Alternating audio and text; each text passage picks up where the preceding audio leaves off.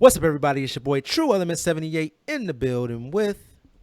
Your one and only reigning, defending Mondo Lucha Hall of Famer, the X-Man, Xavier Mustafa.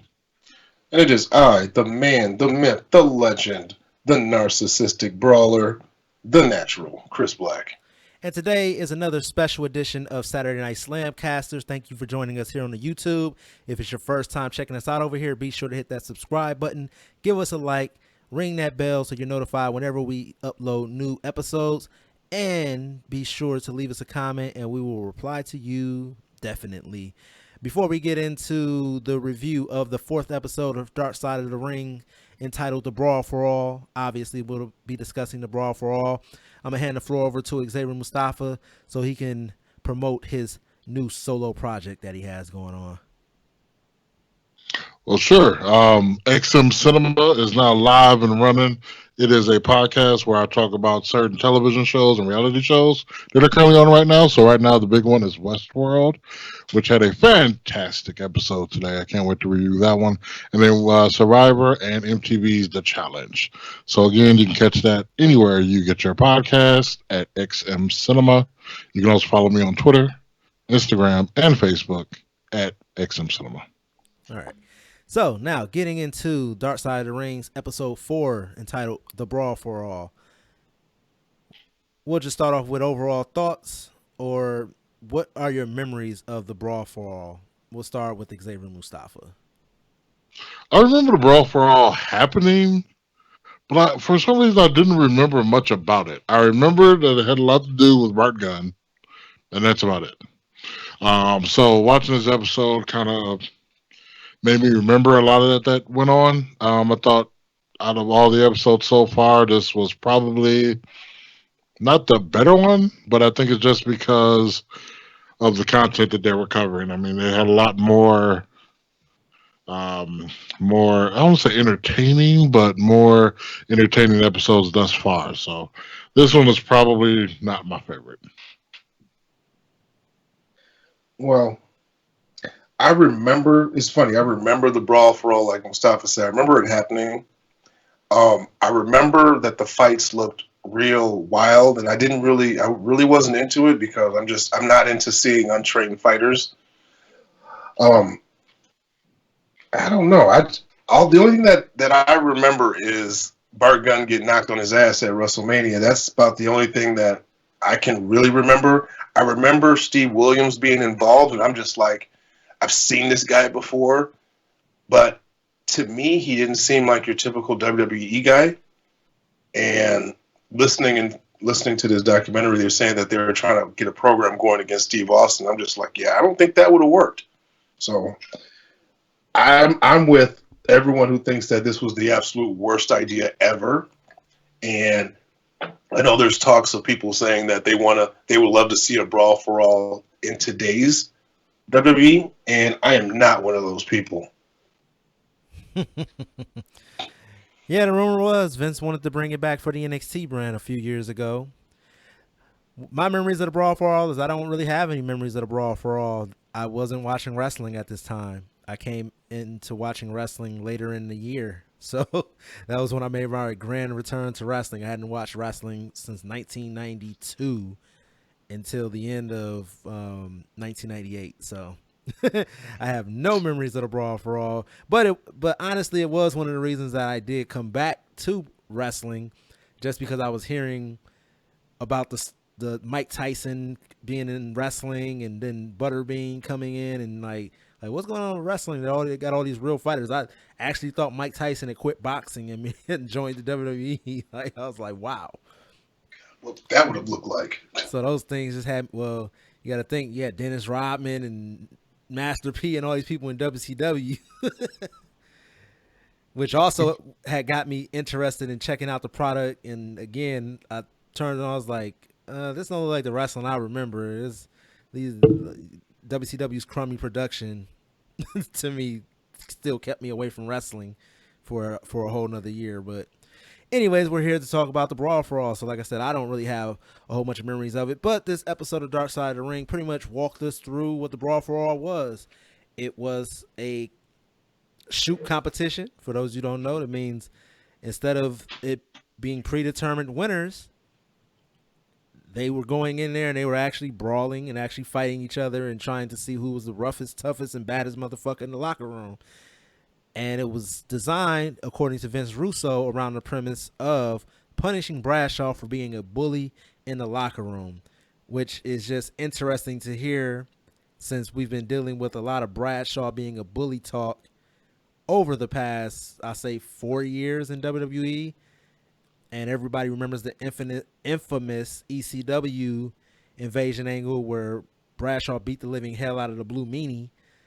So it's just interesting that Vince Russo says he designed this competition around just knocking out and abusing Bradshaw.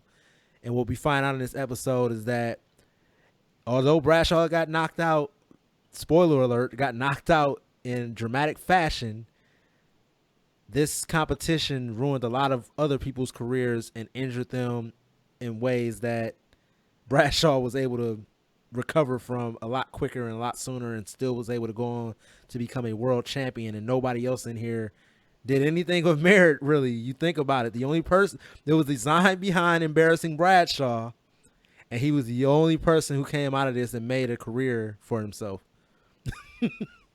True that. Yeah, Vince Russo was sick and tired of Bradshaw going around talking about, if WWE was an all like a barroom brawl, he said he'd kick everybody's ass, and it's just like, wow, that's a pretty bold statement. I mean, you got guys that are just legit fighters. I mean, sure, you're a brawler, but according to all of my martial arts instructors, a trained fighter will never lose against an untrained fighter. I thought the whole thing with Vince Russo was very petty. It was very reckless, and I hope he can't sleep at night because of it.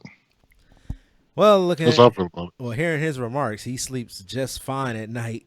That's because Vince Russo is a terrible person. Right. So, like I said, everybody credits Vince Russo with this being his brainchild.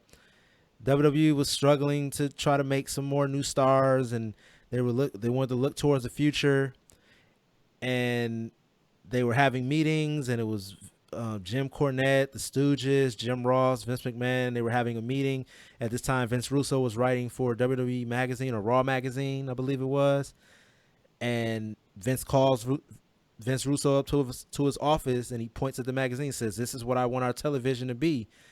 Vince Russo thought he was going to get fired, which would have been interesting. Imagine if Vince Russo had gotten fired in 1998 from WWE. But he thought he was going to get fired, and they just wanted him to give them ideals. So he said his ideal was to turn professional wrestling into the Jerry Springer show. So frat boys and people who weren't tuning into wrestling currently would tune into the product to check it out. Obviously, it worked. I just said it got me back into the product, I guess. When Vince Russo was writing, like, hey, I gotta go check this out. They got Braun Penny matches. I'm 11 years old, 12 years old. Like, I gotta see this. What's going on over here? HLA. Right. And yeah, so he turns it into Jerry Springer. He comes up with the idea, like I said, to punish Bradshaw by putting on a shoot fight. UFC was bubbling up at this time. They already had poached Ken Shamrock and Dan Severn from mixed martial arts, and they had them in the company. So they put together a bracket of mid-carders because none of the higher level talent, the Stone Colds and the Rocks and people like that, wanted anything to do with this competition. So they picked. They said F that shit. So they picked 16 people, and I'm going to run down the names of the people, and you'll see why I said the only person who came out of this with any credibility, there's one other person out of the list you can say went on to have a decent career. So we'll start. You had The Godfather, you had Droz, Bart Gunn, Bradshaw, Dan Severn, Bob Holly, also known as Hardcore Holly. You had 8 Ball, you had Too Cold Scorpio, you had Steve Blackman, you had Dr. Death Steve Williams, Mark Mero, Savio Vega, Bracour, Hawk, Pierre Oulet, and Mark Canterbury, otherwise known as Henry Godwin. So the only trained people you got in there was what? Mero, Blackman, Severn. Yeah, and Severn. That was it. And Ooh. Tuco Scorpio had no reason being in there. On paper, that looked like a disaster before they even started. On paper, you would have been like, Dan Severn is gonna win it all. Like, what the fuck? You would have been like Steve Blackman or Dan Severn. I will say that when I saw who was involved, I thought Steve Blackman was a shoo-in. Steve Blackman would have been a shoo-in if they had to let him do what he wanted to do, which wasn't covered in the Dark Side of the Ring episode, where originally these fights weren't going to have any rules, allegedly.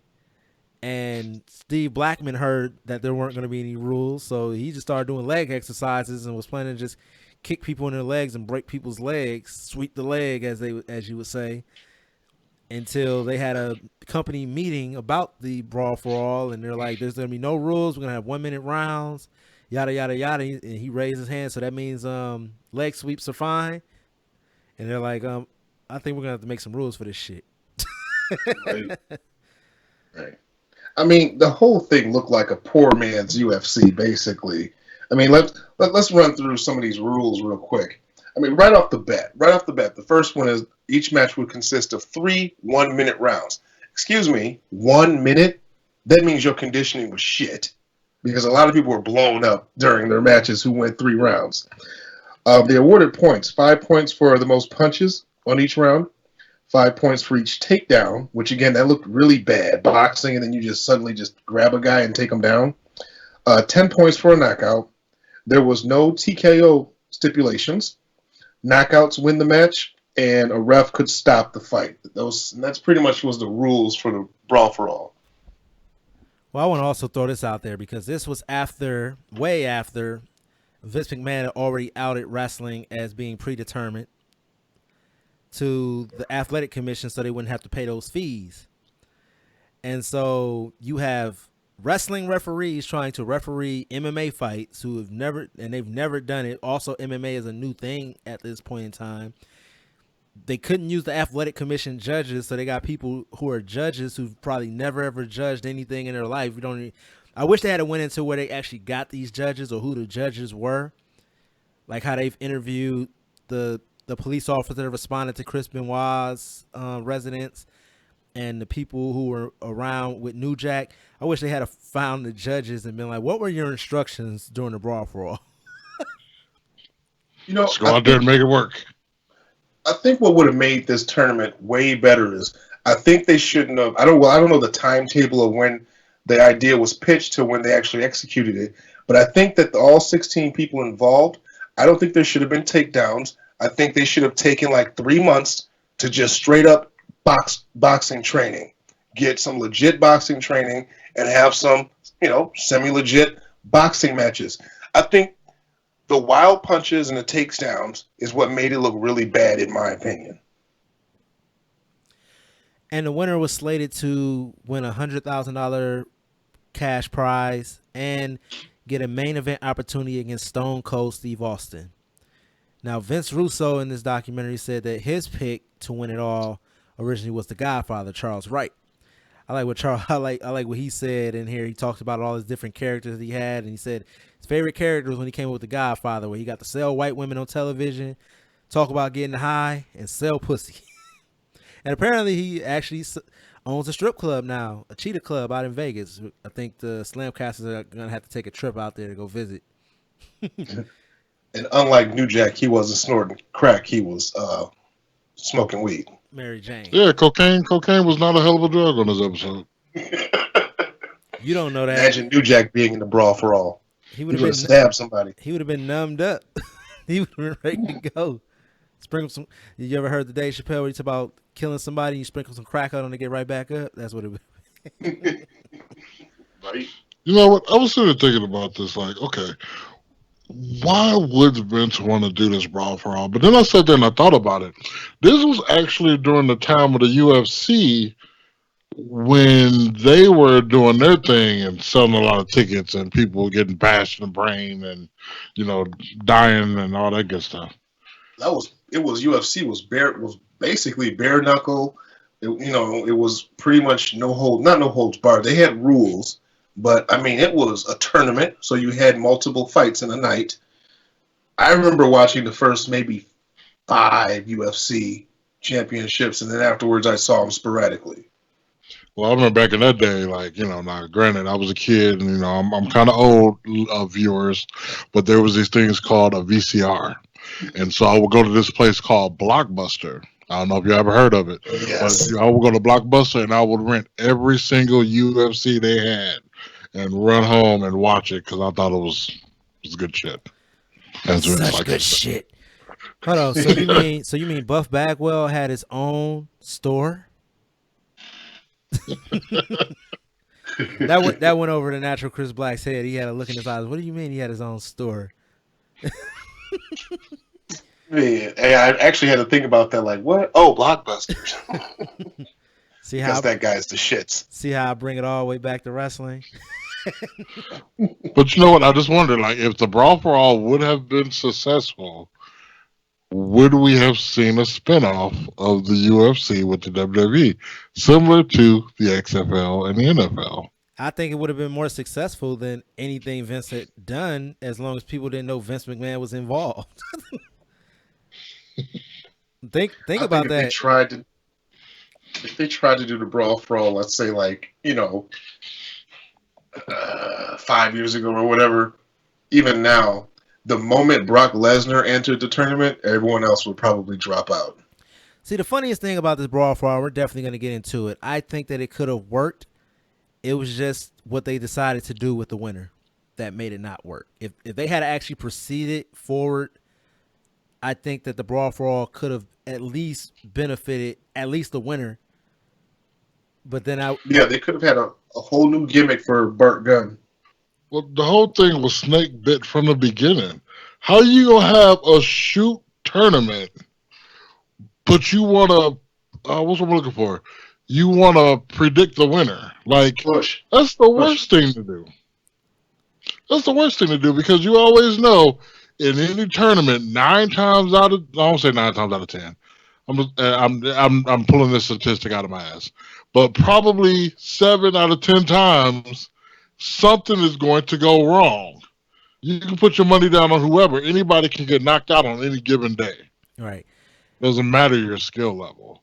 So for them to go in thinking that this person was going to win, and then when he got knocked the fuck out, that threw your whole shit off. You know what I'm saying? It was already snake bitten, man. Like, and Vince should know that. As shit changes all the time in wrestling, he should know that. Hey, I should probably not have my eggs in one basket. But that's what they decided to do. So Yeah. So they ended up drawing names out of a brown paper bag is what they said they did, is what Bruce Pritchard said. He said he had Savio Vega draw the names out of a brown paper bag, and the brackets were put together randomly. People who competed didn't feel that way because at the time, the Midnight Express consisted of Hardcore Holly, Bob Holly, and Bart Gunn, and they had to face each other in the first round, which Bart Gunn ended up knocking out Hardcore Holly and winning the fight, which was awkward because they were a tag team at the time. Then they also had to ride home together, well, back to the hotel together and sleep in the same hotel room together. Said it was very quiet that night. I bet. You hit me in the face, man. Did you guys Yeah. ever have a match together or a match with anybody else in the Urban Horsemen, and you guys had like shared a hotel room or wherever you were, and like maybe something with a ride in the ring where it was very quiet? I know you brought up getting hit in the head with that steel chair by TC. I'm pretty sure that was probably a quiet ride or a quiet night. Nah, we wasn't around together at the time, luckily. But no, because it's wrestling, so we already know going into it what's gonna happen.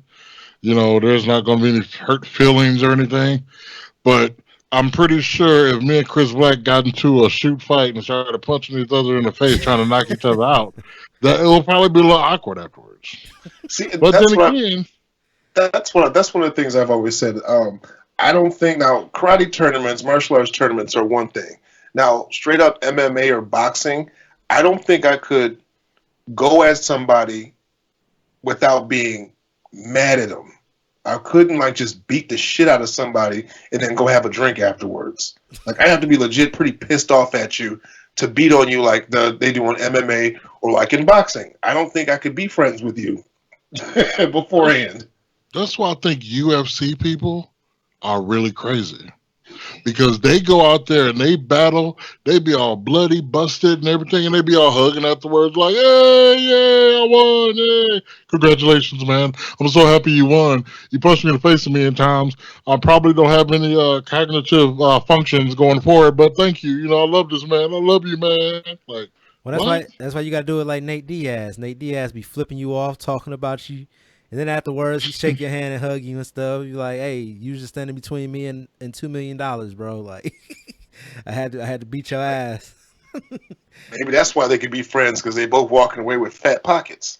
Right. That's true. That's true. Unlike in the Brawl for All. Like in wrestling, at the end of it, you sticking your hot dog in your handshake. Sometimes not the hot dog. So like I said, allegedly they pulled the names out of a brown paper bag.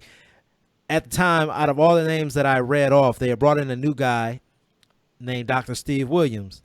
Dr. Steve Williams had pretty much been a project person that they had been watching for a while. They brought him in out of college and well, they had been scouting him since college, and he had a bunch of accolades as far as like actual shoot wrestling and was pretty legit when it comes to wrestling. But they didn't know if he could fight, but for some reason they put all their eggs in one basket and decided, hey, by the time this tournament is over, which tournament lasted 2 months, Steve Williams will be ready to face Stone Cold when he wins. And so rumor has it, Bob Holly talks about in his book, that they prepaid Steve Williams the $100,000 for the Brawl for All, anticipating him to win. And he was, like I said, he was pretty much handpicked by Vince and JR and those in the know that, hey, he's going to win the whole thing. He's the toughest SOB that's in the tournament. Let me say something about them claiming that all these tough guys, they're supposed to win because they're tough. Look, just because you're a tough guy and you can take punches and you can give punches doesn't mean that you have the skill to win a fight like this. I mean, you can be tough and still get your ass whooped, as we saw. I mean, how many fights have we seen Floyd Mayweather in where he's actually been in the ring with somebody who can box better than him? But because he knows what he's doing, because he's skilled enough to avoid all these punches that you're throwing at him, he wins his matches.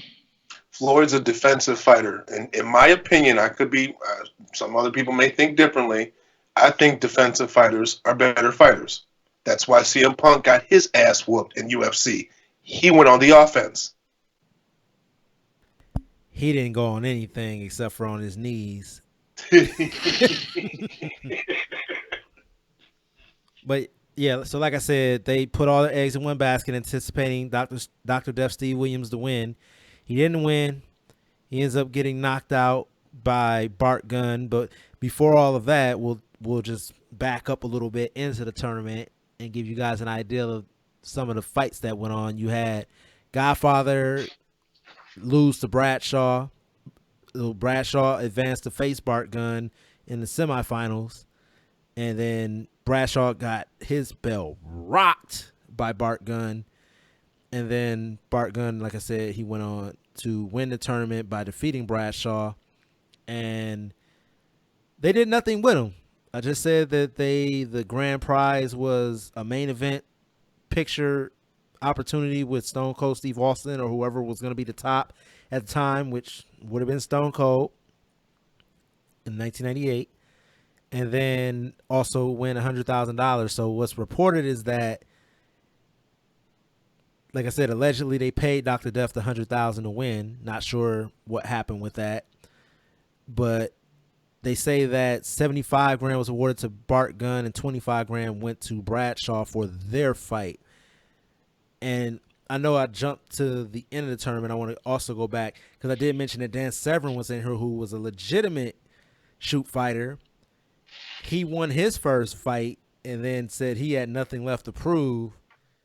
And his first fight was against the Godfather. He beat the Godfather barely, they said in the documentary. Yeah. And then he's like, you know what? I got nothing to prove. And he dropped out of the tournament, took his 10 grand, and pretty much went home. And so that's how the Godfather got back into the tournament. But anyway, so Bart Gunn wins. That wasn't the only shenanigans in the first round. Yeah, it wasn't. It wasn't the only. It was funny that the two legit fighters, both after they won their matches, was like, "Yeah, I'm done." Now, like I said, I wasn't watching wrestling at this time, but they talk about like the crowd turning on the fights and everything like that. Do you guys recall any of that? Like it being negative? I know we were all kids. Like I said, I remember seeing like bits and pieces of the matches. I really weren't into it, and I can't recall if the crowd was booing or not. Now, according to some of the documentaries that I've listened to and watched, yeah, I guess the crowd was chanting, "We want wrestling" during most of the matches. You know what? This is probably not going to win me any favors over at Titan Towers, but I'm going to go on record to say Vince McMahon is a piece of shit. Damn. Because so you give Vince Russo the okay to do this tournament.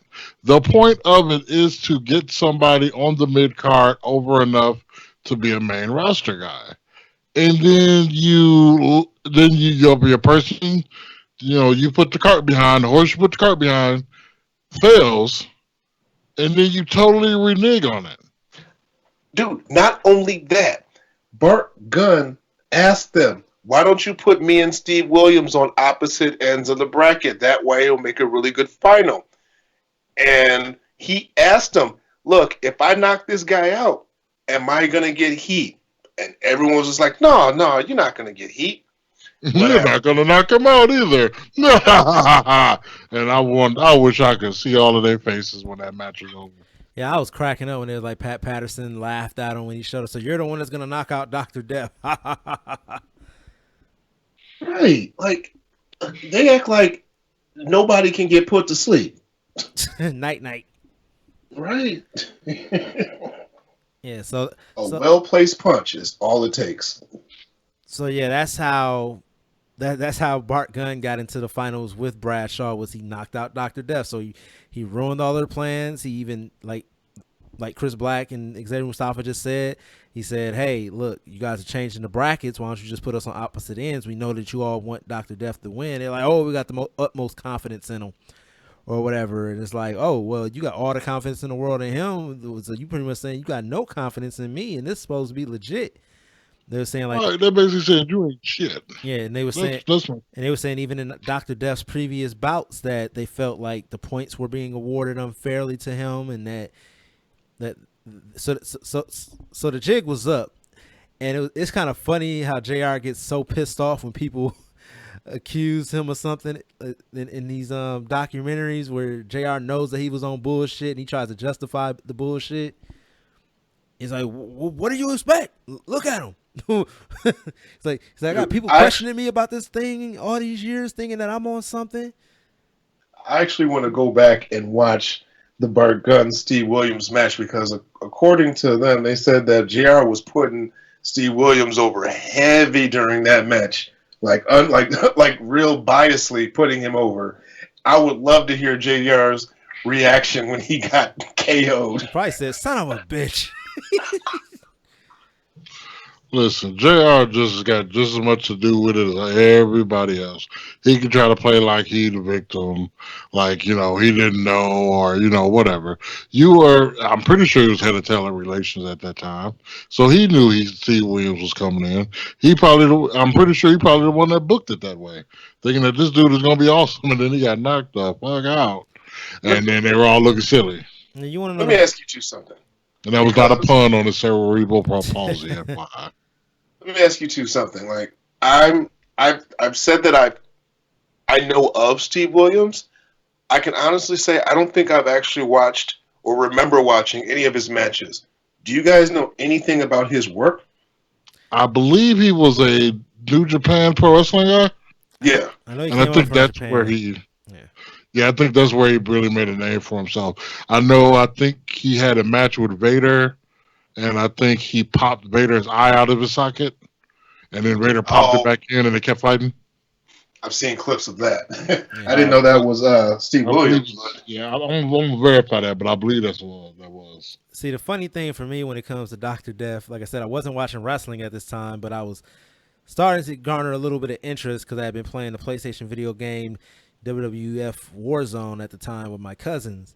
And then WWF Attitude came out, and I bought that for the PlayStation. And I still wasn't really watching wrestling.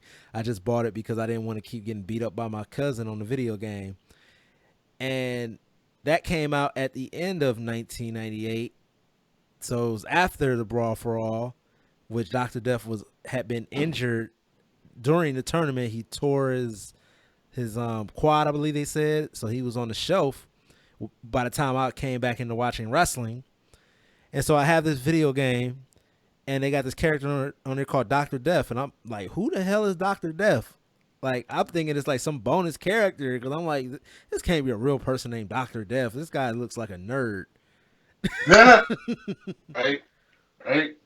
That's why I said I don't think him and Stone Cold Steve Austin would have had good chemistry, even if he had won the Brawl for All.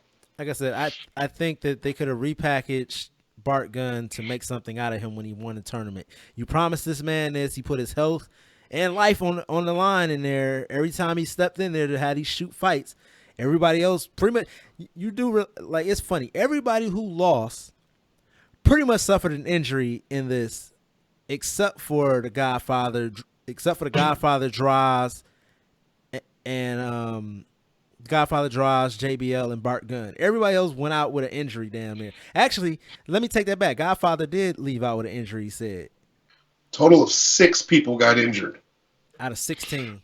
And I just want to say, then the Godfather had to go home and deal with his wife, who's very upset that he didn't win that money. But I do want to make a correction really quick. It was Stan Hansen actually that popped out Vader's eyes. So Okay. I want people to be like, you idiot, why did you say that? It was Stan Hansen. However, he did team with Vader and won multiple tag team championships over in Japan. So that's how I got that mixed up. okay. So yeah, Bart Gunn wins the whole tournament. After asking them, was he going to get any heat if he knocked the guy out? They all laughed in his face, and he knocked the guy out. It was also funny because he didn't say he wouldn't get any heat. They just kept saying they had the utmost confidence that he wasn't going to do it. So they didn't promise him that he wasn't going to get heat. He says he wins. Nobody from management comes to see him, say anything to him. They send him home. They have nothing for him. Stone Cold star still rising and everything, and I understand he had the whole cowboy gimmick and stuff, and they're like, well, he was a mid-carder. We had no plans for him. We had already had him doing all of this silly stuff. But I'm like, watching this, I'm like, you guys have just created a new gimmick for him. The prize fighter. Anything.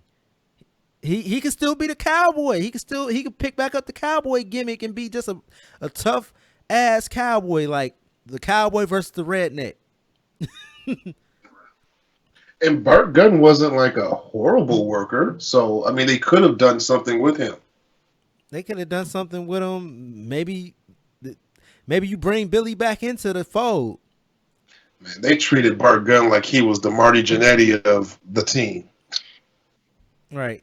And so after him sitting at home for a while, they decided to bring him back to put him in another Brawl for All style match against prize fighter Butterbean, who was an over 300-pound boxer, just known for taking people's heads off in the ring. And I like how JR summed him up pretty much. He said he was big, wide, and white. He looked like a home appliance. Now, I remember that match from start to finish. Didn't last long, and Bart Gunn's head damn near snapped all the way around. I remember that too, and it was some BS because they just did that match just to shit on him, basically. Get Butterbean to knock this guy out because they felt slighted by him for winning the Brawl for All. Now, I'm going to insert a story time here, and I know that Xavier Mustafa is a promoter here, and so I'm going to kind of put you on the spot. And then Chris Black, you can also chime in if you want to on if you've ever witnessed this. So, has there ever been somebody that you decided to just be petty against, or that you've seen get pretty much punished for either getting over or just punished for something that they did that the promoter just did not like, where they completely tried to embarrass them? So have I done that? Yes. Have I Have set you somebody ever? up? Yes. Have you ever No, but set we've somebody up seen for it. failure? No, I have. I would say at a. I've put people in matches that they don't want to be in. I don't say don't want to be in, but they would rather not be in. But it's because the planned storyline dictates it that way. I've never used my position for, you know, in a way like that. So I say, like, maybe like they promised something, they were supposed to do something for you, and they didn't do it. And then the next time they want to come work for you, you're like, all right, you know what? You fucked me over last time. I got something for that ass. No, because at that point I just wouldn't book them. All right. Right. But what were you But thinking of, Chris Black? Mustafa, should I name names? Sure, go ahead. Okay, so in Bruce City Wrestling, Uh-oh. there was a guy named Ken Kato. And you know exactly what I'm about to say. So, okay, correct me. Remind me, should I say, what did he do wrong in the match? Like he no-sold Mickey McCoy's finish, and the whole locker room unloaded on him, came out and hit a finisher after finisher. This is one of those what was said and what it looked like type situation. It looked like just a whole bunch of people were sent out just to beat the crap out of Kato because there was some heat. What was said happened was that he kicked out of his finish, and so that's why the locker room was sent out to beat the crap. So, from my vantage point, I didn't see a kick out. However, I'm only at one vantage point, so I cannot confirm nor deny that he kicked out when Mickey McCoy hit his finishing move on him. So that's all I gotta say on that. There was one instance where I'll admit that I was petty. I won't name names this time, but there was a guy in Illinois that I heard through the grapevine that he did not want to work with me because he did not want to drop his title. So the promoter decided to forego that match. So I caught him in a battle royal, and he's one of the unfortunate gentlemen that I busted his nose with a well-placed kick. The mean street of Chris Black. Dude, look, because at that point, I never have refused a job. And to this day, I've never refused a job. So I was pretty pissed off that this guy's just like, oh, no, I don't want to drop the title to him. Really? Okay, I got you. Well, right, like who cares? Well, right. you ain't gotta worry about jobbing out anymore because Devin August is legitimately Brawl for All in your ass. You're Bart Gunn, he's Butterbean. Never that. He can shoot on me if he wants to. But so, like I said, they pretty much his punishment, and Butterbean admits it in the documentary that he knew what it was when Vince gave him that phone call, and Vince gave him that look when he was headed out to the ring at WrestleMania, like, hey. he was brought in as Bart Gunn's punishment for, I guess I'll say, getting over and ruining their plans and costing them $3 million or $5 million, whatever it was that Jim Cornette blamed on Vince Russo, because all these people got injured, so they couldn't work. WWE still had to pay them because they got injured on WWE's watch. The person that they brought in to make a star, he had a guaranteed contract. Allegedly, they had already paid him the victory money. Then they had to pay this money to Bart Gunn. And then from everything that I've heard regarding Butterbean. He had already came into the company and done some work for them. Like I said, I wasn't watching wrestling at the time, but he came in and done some work for them, and he had a 2-match contract with the WWE, and so this was his second thing that he had done with the WWE. So they had to pay Butterbean to come in and fill that contract just to punish a guy who could have possibly gotten over and made the company some money, and Okay. it's just petty as hell. Okay. So I'm looking at the brackets. Now, what was Bart Gunn supposed to do? Was he supposed to just throw the match? I mean, was that what they were expecting him to do? But when you think about it, like I said, I'm looking at the brackets. It's just like if Bart Gunn threw the match and Steve Williams won his match, and let's just assume that Steve Williams would have taken out the Godfather. Believe it or not, I kind of think Bradshaw would have wiped him. And the whole thing would have exploded in Vince Russo's face. Yeah, well, history, you know, you know, like changing anything in that history. Like even if they had to push Bart Gunn, does JBL go on to actually become a WWE champion? Or would he have fallen victim to Butterbean? Yeah, pretty much. Like it's crazy. Like I said, the only person who came out of this with any semblance of a successful pretty much overachieving nobody ever expected JBL to be a WWE champion ever.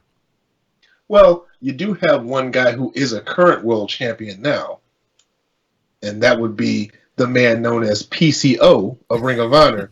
Back then, he was known as Pierre the Call Quebecer Pierre. Yeah. Yeah, but he also dies out of the ring when nobody's over there to catch him too. So it's crazy. How old is he now? He's got to be like 50 something. 51 or 52. Yeah. But yeah, like I said, Bob Holly went on to have an okay career for himself. Like you said, PCO, he's still wrestling, but you know, who does he wrestle for again? Ring of Honor. And then everybody else was pretty much, think about this, pretty much everybody on this list was out of the company the next year. Within a year, pretty much everybody was out of the company besides Hardcore Holly, JBL, the Godfather. Yeah, pretty much. Steve Blackman was still hanging around, but I think he made it 18 months after the Brawl for All. Steve Blackman was one of those guys who had no personality. Oh, I was always a fan of Steve Blackman. And Dan Severn, dude, is just dry as toast.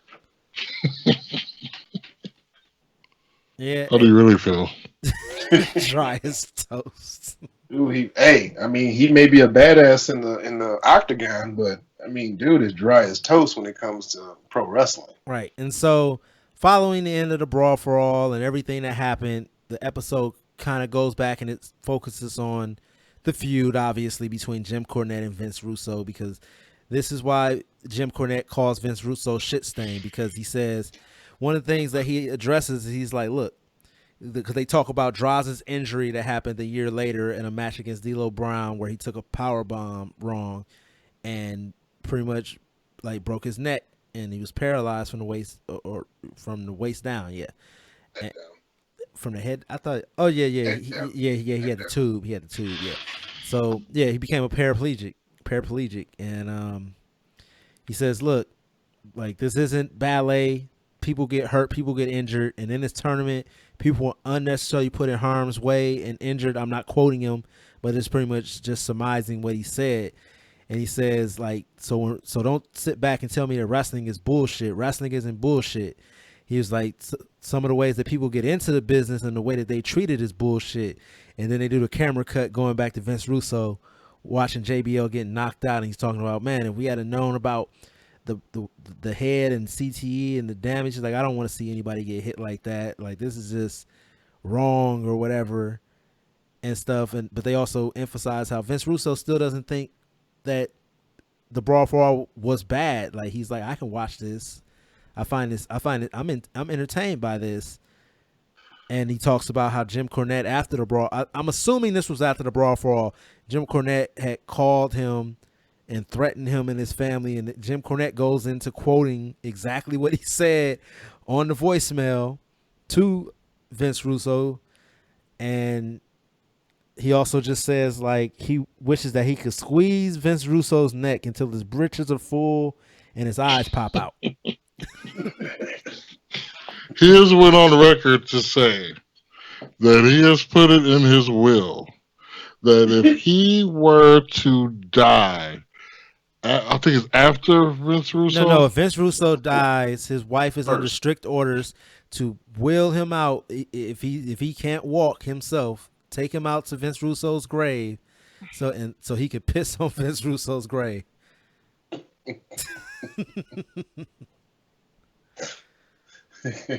So who, like, you already said that you felt like the Brawl for All was a dumb idea.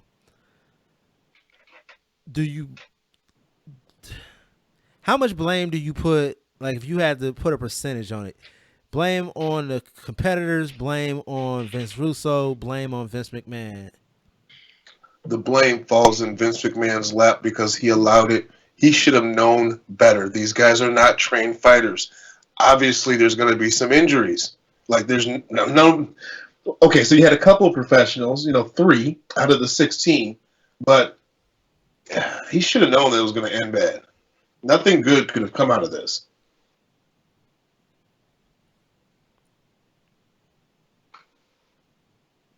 Oh, you're asking. That's the question. Sorry, that was just a general question. Whoever can answer can answer. Anyway, yeah, definitely Vince. Vince takes all the blame for this, even though it was a Russo invention.